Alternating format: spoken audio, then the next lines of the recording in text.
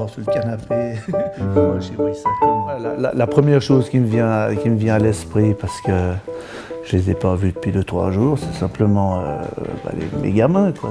C'est l'ambiance du boulot qui fait que on n'a pas beaucoup de temps déjà pour nous. On en a de moins en moins pour tout ce qui touche la famille. Donc voilà, c'est ça qui est parfois un petit peu pesant. Alors on s'en plaint pas parce que le job il est fantastique, on y adore, mais on devient, comme me disait encore mon ami il n'y a pas si longtemps que ça, elle me dit on devient un peu égoïste parce que à la rigueur on est toujours en train de travailler pour les autres, mais les vrais autres, ceux sur qui on est censé compter, eh bien on leur demande des choses, en gros c'était à disposition de ce qu'on est et de ce qu'on fait. Non, parce que c'est des choses, c'est vrai, quand on se rend compte, eh bien on se dit, on ne fait pas tout juste. Là, même en vacances, en fait, on a toujours l'impression qu'on est un peu dans le boulot. Puis en même temps, le plaisir qu'on y prend, ce n'est pas toujours du boulot, parce que c'est ce que j'aime bien. Moi, j'aime bien aussi qu'on rigole dans le boulot, quoi.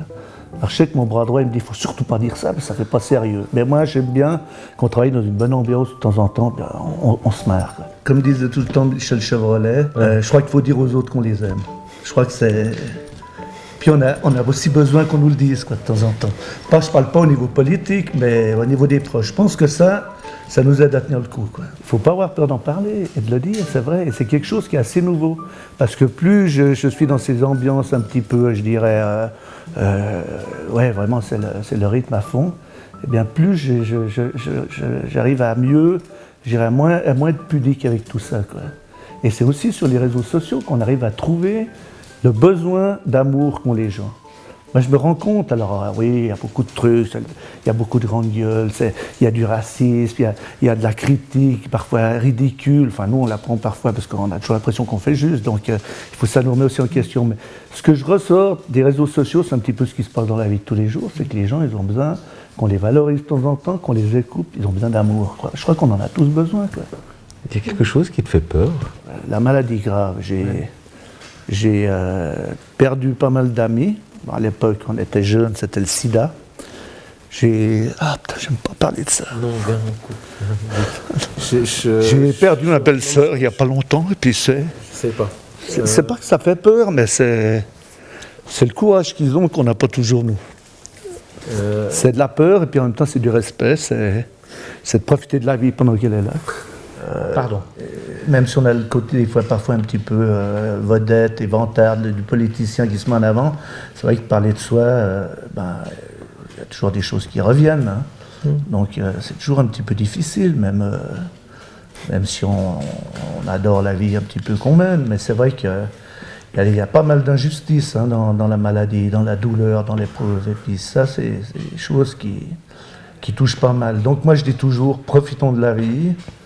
Profitons de voir les gens qu'on aime et puis d'essayer de faire passer ce message, je dirais, à ceux avec qui parfois on a des petits problèmes et qu'on doit avancer dans notre job ou ailleurs. C'est beaucoup moins compliqué qu'on le dit, quoi. Moi je pense que la vie elle est beaucoup plus simple. Et je crois que le boulot de la politique, mon père me disait toujours, quand j'ai commencé la politique, mon père était député, il me disait toujours, la politique en fait on gère l'égoïsme des gens. Et puis moi je rajoute toujours, à travers son propre égoïste aussi. Donc c'est tout un programme. J'aime bien la première parce que t'es mimi quand tu souris, on me le dit de temps en temps, mais j'aime bien aussi celle-là parce que le respect c'est la liberté. On est en pleine campagne sur le respect à Genève, donc qui ne va pas se faire seulement pendant 2-3 mois, mais bien j'espère pendant 2-3 ans, voire même plus, en prenant secteur par secteur. Et puis je crois que c'est vrai que la vraie liberté c'est de respecter l'autre et d'être respecté. C'est ce qu'on essaie de faire passer un petit peu dans notre campagne. Et puis, on se rend compte qu'à Genève, c'est pas toujours évident de se respecter les uns les autres.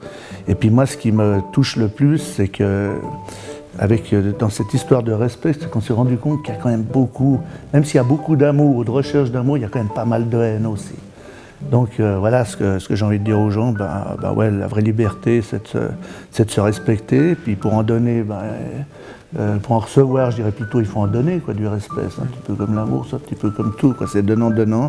C'est malheureux ou c'est heureux, mais je crois que ça fonctionne comme ça. Et puis voilà, le respect, c'est la liberté. Puis le respect, ça change la vie, comme dirait l'autre. Ouais.